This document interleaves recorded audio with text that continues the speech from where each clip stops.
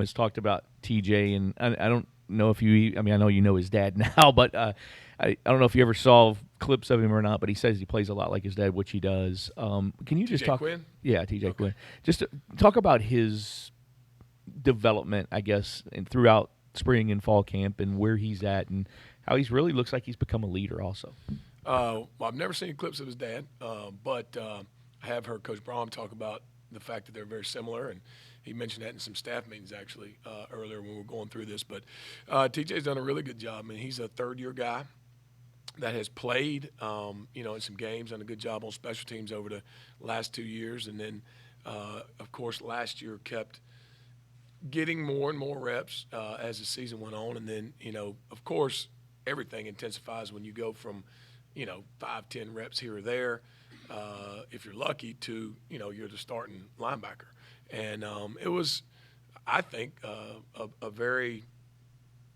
good progress going from spring ball to all the summer workouts, and then he kind of reproved himself during fall camp.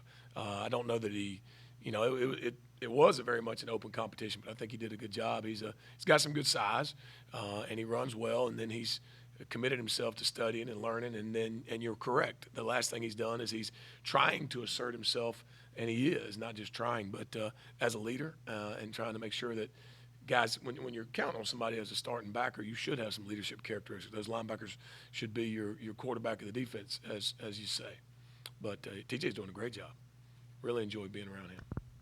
Yeah, Coach Brown mentioned that when you win, you have to keep the players from getting too satisfied. When you lose, you have to keep them from getting too down. You seem to really enjoy motivating guys. Do you have to do it differently depending on the situation, and which is more challenging, motivating guys when they've been winning or after a loss? Well, you're right. I think it kind of depends on the group of players, the group of people. What they're. I mean, they're all different, and you're 100% right. If you start winning at a high level or just consistently at all, there is that, you always have that fear as a coach of some type of complacency setting in. You do not want that. That's that's the ultimate sin of, hey, we've arrived, we've done everything we need to do, which by no means have we done that. We're not even close to that. But it can feel good when people are saying, hey, nice job and all that kind of stuff. But you absolutely have to battle against that. You have to fight that and understand that the only reason you got anything to this point is because you were very hungry and you were very excited to go out and prove yourself, rep in and rep out, not just day in and day out, but every rep out there. So if you can keep that mentality, then it makes it a whole lot easier to keep playing hard. I've heard Coach Braum say it. I've heard Coach English say it. You got to put the situation aside and just play the next play. So like you said, if something bad had happened, let's say these weren't 3 victories, let's say they'd been 3 losses, you'd like to think that these young men are going to still come in here with the same mentality, the same attitude, the same, will try, can do mentality to succeed. So no doubt it goes both ways. It wanes both ways. Sometimes when everything's going good, everybody's happy. But you could get complacent. And then sometimes if things are going poorly, people expose their true selves, So, but I think these young men are at a really good place.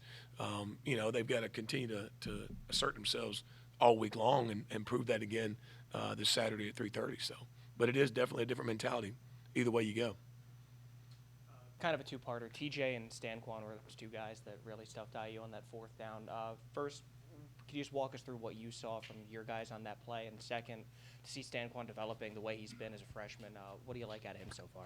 Well, it is really good. And you're talking about a guy, we just talked about TJ, but you're talking about a guy that was heavily recruited and has a lot of talent, and he is going to be an exceptional linebacker. And kind of going back to the piece just now, people being either satisfied or upset, he's doing a really good job of wanting to continue to learn. And, his role has increased the last couple of weeks. I mean, we're only 3 games into this, but it does fly by. You have to keep that in mind. And he's done a great job on special teams too. We look at those reps, and when we're sitting in that room across the hall, we like to think, hey, if there's a special team rep going on, you'd like to think that we're going to have a large number of guys out of that room on the kickoff return, on punt return, whatever it is. And he has done a good job in that respect. But on that play you're talking about, which was, obviously you might say that was the game. I mean, nothing is the game. There's 100 some other plays. But, I mean, the guys up front, Coach Hagan has those guys playing at a high level. They are physically, doing some really good things. They've got to continue to do so. But the knockback that we got on that play made it really easy. And if you look at it, you've got a puller coming across. All three backers, because of the knockback, were not getting blocked. I mean, they're able to scrape and do their jobs. Now, you still got to do your job. TJ was able to get the first piece of that. He was the outside piece. He was able to make the initial contact. But a lot of times, the initial contact, if a back is determined, you'd like to think it's always going to be enough, but you got to get hats to the ball. So it was really good to see Stanquan get in his gap. He scraped well. I mean, the young man's got a lot of length and a lot of strength. And then he made TJ was at the hip, low. Stanquan hit him high and did keep his legs driving. So that was excellent to see. And you'd like to see Stanquan's role continue to increase, and it will, as long as he continues to maintain the same mentality he's got right now. We're kind of going back to talk about the motivation. I was asking Jeff about the sack stick up there. Every school, or some schools have different kind of things, whether turnover chain, whatever. How important is that to have that kind of, I guess, tangible motivation or that kind of tangible incentive to just kind of maybe get the guys going a little bit? Well, I think the biggest thing, and I like the sack stick. It's a cool deal. I mean, it's something, that each position group gets to hang on to for that week, and we don't do a lot of those different things. But the biggest thing they got to realize is it's a piece to acknowledge you have accomplished something in getting a sack. But the biggest thing, though, and those sacks help us win games. And at the end of the day, that's all you're wanting to do is win those ball games. You want to win ball games, whatever it takes. How do you win them?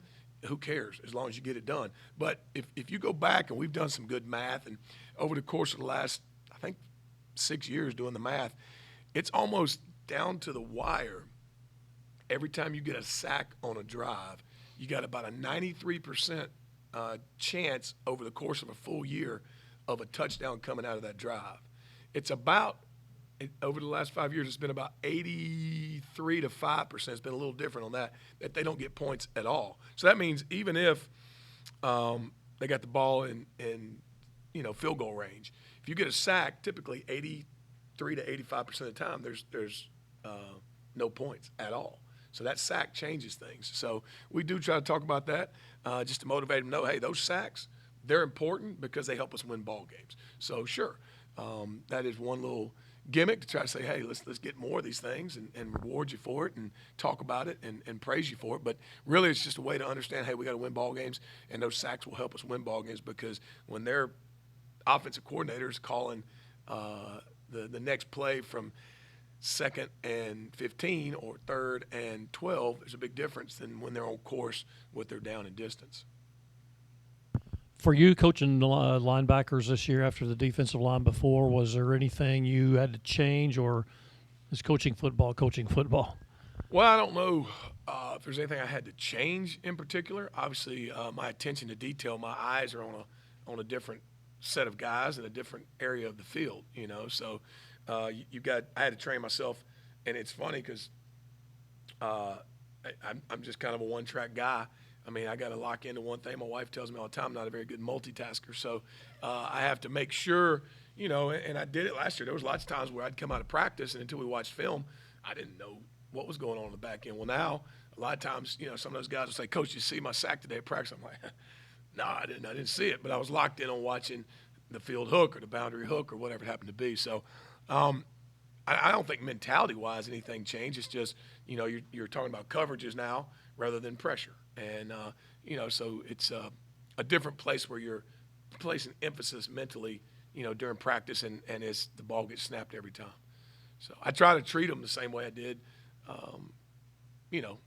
as far as football, like you said, is football, and wanting them to do the same things. I want to try to get them the same information in a different area of the field, I guess. No, I've been trying to get rid of that for a while. It's kind of painful, but Those bigger guys kind of liked it, so they hung on to it for a little while there. But